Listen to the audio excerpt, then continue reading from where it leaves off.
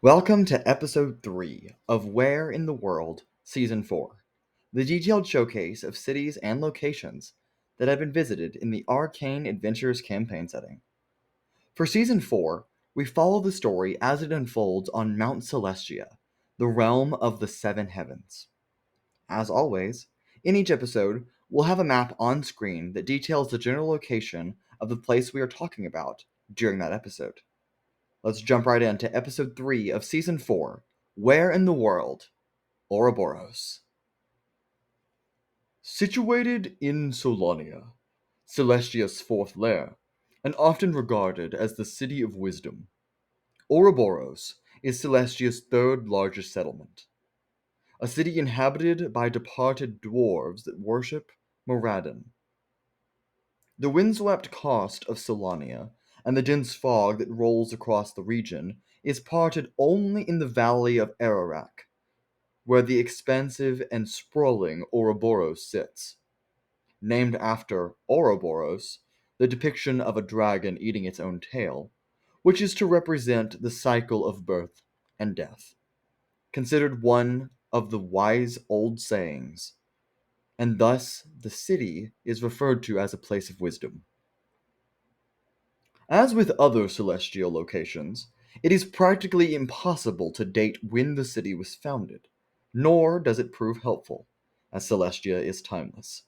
But it is very likely that Ouroboros, along with many other cities on Celestia, was settled as the first departed souls reached this area when the material primes were created. Because Moradin, the patron god of the dwarves, makes home on this lair of Celestia, it is only reasonable that his followers would settle here as well. Constructed near the mines of Crystallia, which harvest soul crystals and precious divine metals, the dwarves mine these from the mines of Crystallia and take them to Ouroboros to refine them. Moradin occasionally visits the city to collect these resources and use them in the Soul Forges. In exchange, Moradin provides for his followers. As a city that represents old becoming new, it seems fitting that legend says that soul crystals are refined in Ouroboros, the refining aspect of souls, quite literally, before Moradin fully imbues them into vessels on the Prime. The cycle of rebirth in philosophy and in truth. Ouroboros is a living city and reminder of that very nature. New becomes old, and old becomes new. So is the circle of life. Filled with forges, several libraries, shrines to Moradin, and the many, many dwarven cottages, Ouroboros is heavily populated, but it never seems to give the feeling that it is. At the center of town, a simple fountain spews from a steel anvil, while a 10-foot statue depicting the dwarven god Moradin is displayed as if he was swinging his hammer downwards onto the anvil where the fountain is, as if refining the water itself. Elsewhere in the city, a smaller statue depicts a woman with dragon wings, and many of the dwarves would know this is the depiction of Melikaok, though the steel dragon has not called the mountain her home in many years, more like many centuries. Melikaok was born in Ouroboros. High Archon Sophia, the governess of this lair, is known not to live in Ouroboros, but does frequent it often. The simple white houses with yellow thatch for roofing convey the simplistic way of life. The valley, especially in twilight, invokes a sense of calm and reassurance.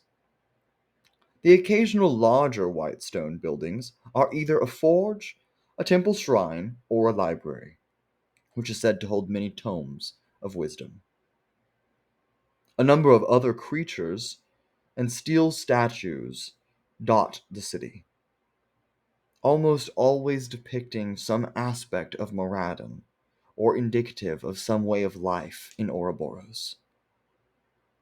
The so-called economy in this city, or really Celestia at large, is not one of currency, but rather one of traded services. Inhabitants of Celestia, when they need something, will exchange a favor for their necessary commodities. This way of life aims to promote compassion and unity rather than greed.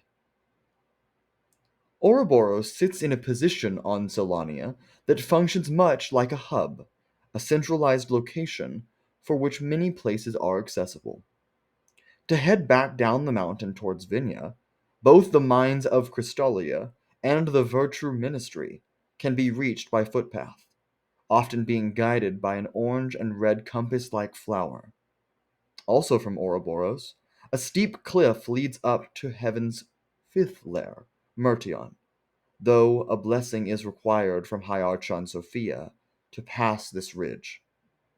Lastly, Muradin's residence, the manor of Arakanor, and workplace, the Soul Forges, are both accessible by a third route that exits from Ouroboros.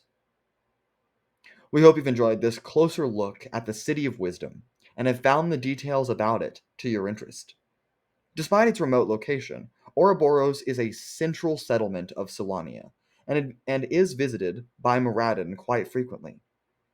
If ever in need of a rest from hiking through the foggy and windswept karst, take a nice break in Ouroboros, and maybe you might find some wisdom in that solace. That's all for this episode of Where in the World. We'll see you next time.